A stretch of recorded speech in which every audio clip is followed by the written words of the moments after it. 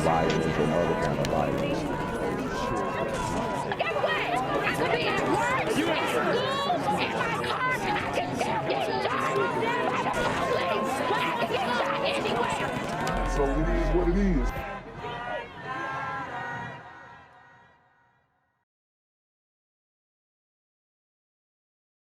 What's good, YouTube? It's the Black Gen Z Mindset. Make sure you go ahead and like, comment, share, and subscribe.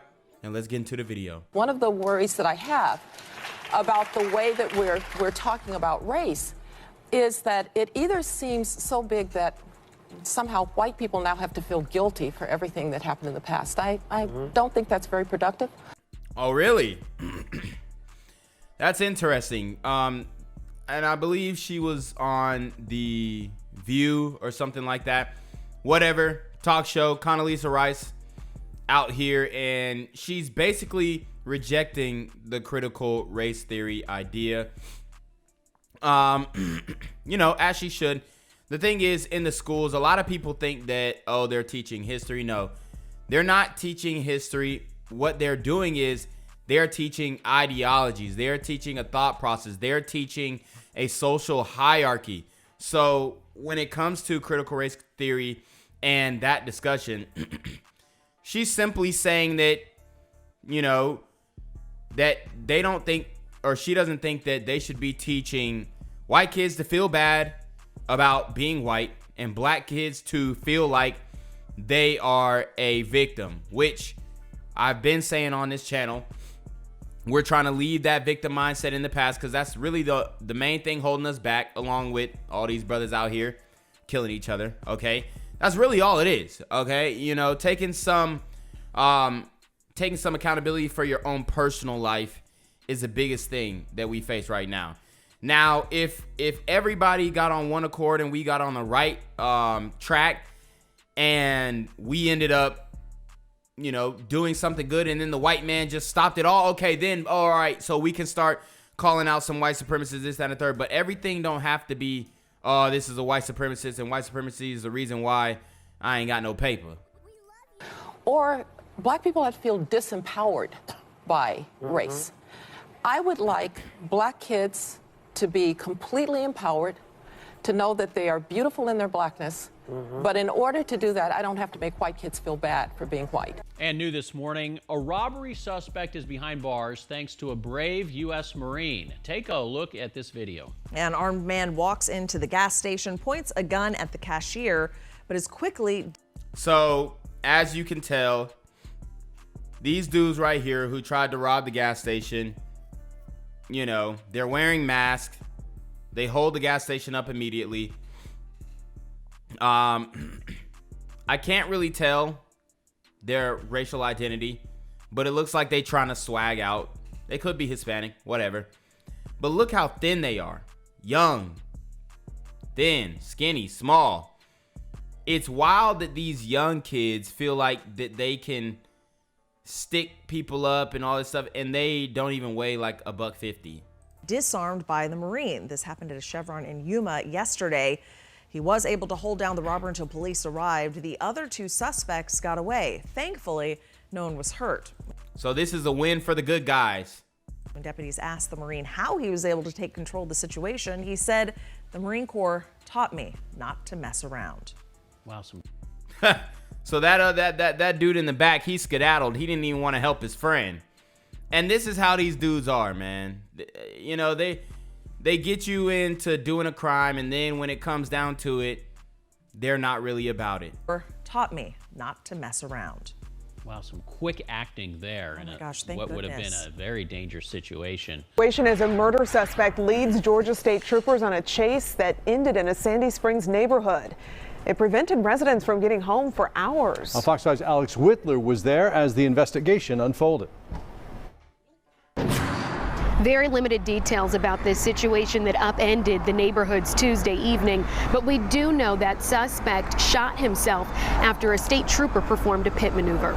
Wow. So you guys, y'all know how Atlanta is, and Sandy Springs is right outside of Atlanta. I actually have some property in Sandy Springs. I mean, it's a nice area, but a lot of these crimes are leaking to the Mariettas, the Roswells, the Alpharettas, the Kennesaws. A lot of these crimes are leaking into these different cities. Okay.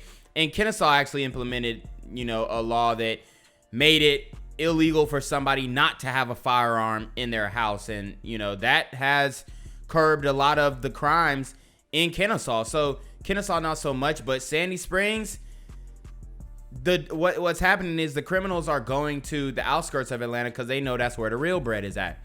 So they're going to the outskirts to commit crimes. Flashing blue lights lit up the corner of River Springs Drive and Brandon Mill Road in Sandy Springs for hours Tuesday evening. Georgia State Patrol was working to apprehend a murder suspect. Authorities haven't released any information about that murder, but they say the suspect led troopers on a pursuit when investigators found him in a car. A trooper performed a pit maneuver. Why do you think they didn't divulge any information about that murder or the suspect? That disabled the vehicle the suspect was driving, and when the pursuit ended, they say he shot himself. At one point, the GBI was on the scene. So these new thugs is different. Like a lot of these dudes, back in the day, they talking about, oh, I'll shoot it out with the police, did that, third, whatever. These dudes can't take it, and I think this is like the second story that I did. They don't really want to do that time. They're willing to do the crime, but they are not willing to do the time. Therefore, he took himself out because apparently he ain't got nothing to live for. It kind of reminds me of the, not necessarily the same situation, the Lil Loaded situation. It's similar, but it's not necessarily the same thing because Lil Loaded actually ended up killing one of his good friends. But, it's a very similar situation where he's facing a crime and potential time, so he takes his own life. Neighbors were shocked. No, when I walked outside, they asked the same question. What in the world is going on? Don't have any idea. The suspect...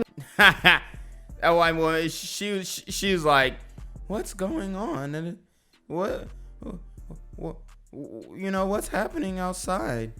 Like, she don't know what's going on. She has no idea. She's like, this doesn't really happen in Sandy Springs. He was taken to the hospital and authorities did not immediately confirm his condition. But for hours Tuesday, neighbors talked to responding officers, confused by the heavy police presence, desperate to go beyond the traffic cones and back into their homes. Oh, but it's frightening.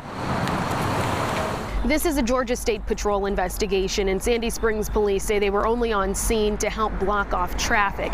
As soon as we get any information about the suspect. So he's not from Sandy Springs, you say? Suspect's condition. We'll be sure to update you. Alex Whitler, Fox 5 News. The breaking news from Minneapolis, another developing headline we're following. The verdict just in, a former police officer found guilty of third-degree murder and manslaughter in the shooting death of a woman who had actually called 911 for help. She called to report a possible sex assault behind her home. So this is in Minneapolis. I mean, this white woman got killed by a black cop. He ends up getting less than 5 years. So we can't really say it's a race thing, all right? Can we? It may be a police versus citizens thing. I'll ride with that. But the way that a lot of these people are trying to paint a majority of these situations when it comes to police and them being involved in killing black people in general, armed or unarmed, which we know most of them are armed, okay? They try and paint it as if it's a race thing as far as the punishment of the police officers. But this guy, he accidentally kills this white woman because he's jumpy, and honestly, he probably doesn't need to be on the police force. Like, he's scared. You know what I mean? He's scared. So he accidentally kills this white woman, and he gets 5 years. He's a black man. He got a Arab name, though, but, he got legal representation. And he got off. At least he didn't get hit with the murder charge, right? So we can't really say it's a black and white thing. We can't really say it's a racist thing if a cop is getting a light sentence because, honestly, These cops is getting light sentences, bruh. Black or white, it don't matter. ABC's Lindsay Davis with the jury's verdict just in tonight. Tonight, the officer who shot 40-year-old Justine Damon in a dark alley behind her Minneapolis home found guilty of third-degree murder and manslaughter, but not guilty of second-degree murder. 2 years ago, Officer Mohammed Noor responded with his partner to Mohammed Noah, so y'all see he Arab. He's, you know, I don't know exactly what he is, but, you know, he got some melanin in his blood, but, you know, his homegirl right here, she got the hijab on, so Arab, black, it's supposed to be black and brown is disenfranchised. That's the mantra, so, you know, getting 5 years for a murder don't seem disenfranchised to me. Damon's 911 call about a possible rape behind her home. A female screaming behind the building. Damon came out of her home into the alley behind it, and 4 minutes later, an officer was performing CPR on the 40-year-old yoga instructor. So what can you surmise from this situation? For one, if you call the police, let them do their job. Why are you going on the scene and trying to figure out what's going on? You need to let them do their job. Point blank. That's it. If you're gonna call the police, don't go try and play vigilante and get eyes on the suspect and all this stuff. Just wait. Shots fired. Got one down. 5:30. I'm 30 feet. She had moved to the U.S. from Australia a few years earlier and talked about it in this video. Had moved my whole life over, and that in itself had been quite a surprise. At trial, prosecutors argued Noor violently gunned Damon down through the open driver's side window when she appeared on the side of the squad car. They claimed he abused his authority to use deadly force. But defense attorneys claimed Damon startled the officers by banging on the door as she approached. And no cap, that's how a lot of frantic women react. Oh my God, it's a... You know what I mean? Y'all gotta calm down. Y'all gotta calm down. And stop trying to play the hero like you're not, that's not you. No disrespect to this white woman. But if it was a, you know, black woman who got shot by this officer, there would be hella protests and all this other stuff, right? I don't hear a peep out of nobody. I really don't. Like, you know, we can go to a Instagram post and go through the comment section too if y'all want, but I don't hear any people upset about this, like making a fuss about it, protesting and all this kind of stuff. You know what I mean? I don't see it. And when she raised her arm, Noor made a split-second decision to protect his partner. Damon died just 3 weeks before her wedding day. And the reason why, it just doesn't fit the narrative. But Minneapolis is a very dangerous city. They were one of the first to defund their police. Okay? They're one of the first to defund their police. So, I mean, can you blame him for being a little jumpy? All right. Noor could face 4 years for the manslaughter charge and 12 years for the third-degree murder charge. He is sent to be sentenced in June, David. Lindsay. I mean, I'm looking through the comment section right now. They saying, free my guy, free him, he innocent. You know what I mean? Free him, free him. Sounds about white, but he's not white. You know what I mean? Black privilege. All lives matter. I don't care. I mean, nobody's in a real uproar, okay? Davis with this verdict tonight. Lindsay. So the main story that we got is a man out of South Florida arrested, or accused rather, for murdering his own mother over an inheritance. All right?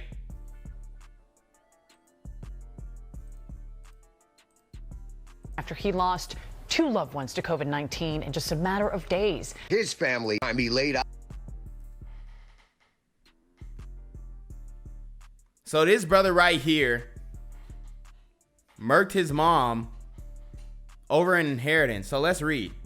A man is facing murder charges after allegedly shot and killed his mom at a bus stop in Florida City. Andrew Eloise Saint, 20, also faces an attempted murder charge in the Tuesday morning shooting at the bus stop in the 200 block of Southwest 344th Street, according to a Miami-Dade police arrest report, because he also shot the bus driver. The report said police responded to the bus around 4:20 a.m. and found the victim unresponsive. She was pronounced dead at the scene. The victim turned out to be Eloise Saint's mother, 48-year-old Loretta Bruno, according to the Miami Herald.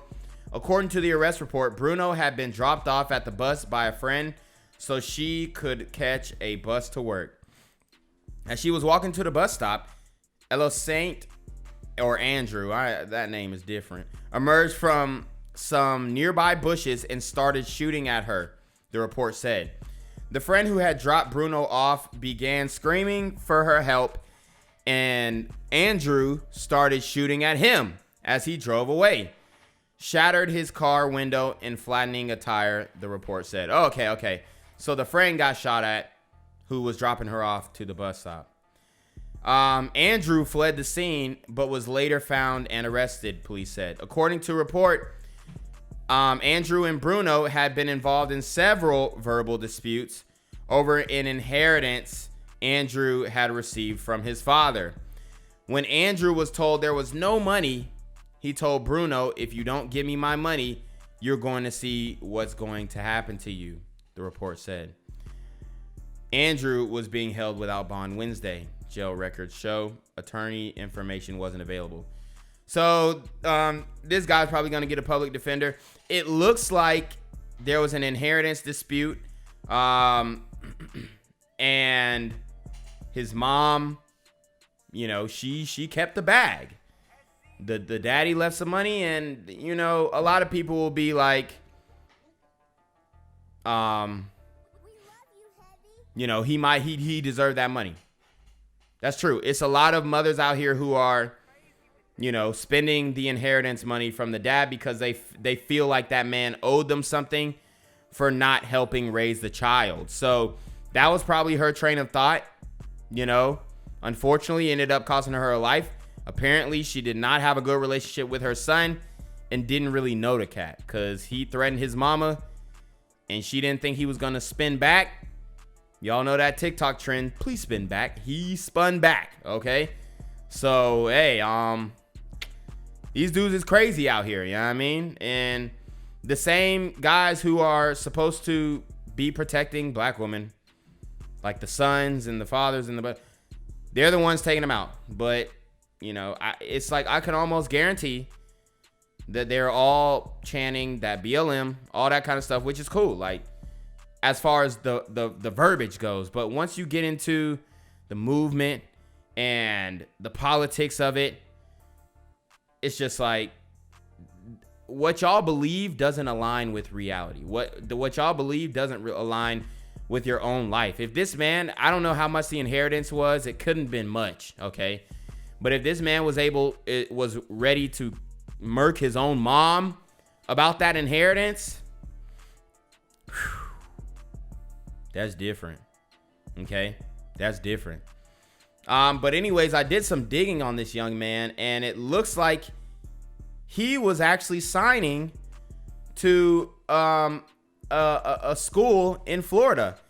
And this was the first football program that they were ever going to have. Here is him on the right before he grew the dreads. He was a cornerback. And he was at Homestead High School in South Florida. And it's not like this guy, he had an opportunity, man. So people are trying to paint it, oh, it's poverty that's making it. Nah.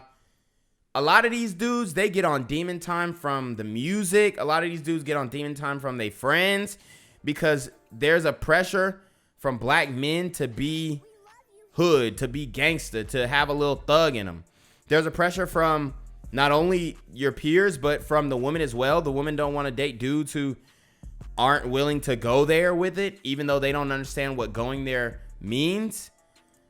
But I mean, this brother had a future, and I looked at his highlights, and he wasn't a bad player. Yeah, I mean, he had some potential. So, it's crazy. It's really crazy that he just threw his life away just like that, man. So anyways, this is his mom. You know, rest in peace to her. You know, taken out by her own son. And a lot of parents, they'll be like, you know, I brought you in this world and I'll take you out. It looks like the opposite happened to her, unfortunately. Gang violence and other kind of violence. Get away! I could be at work, at school, in my car, and I can still get shot by the police. But I can get shot anywhere. So it is what it is.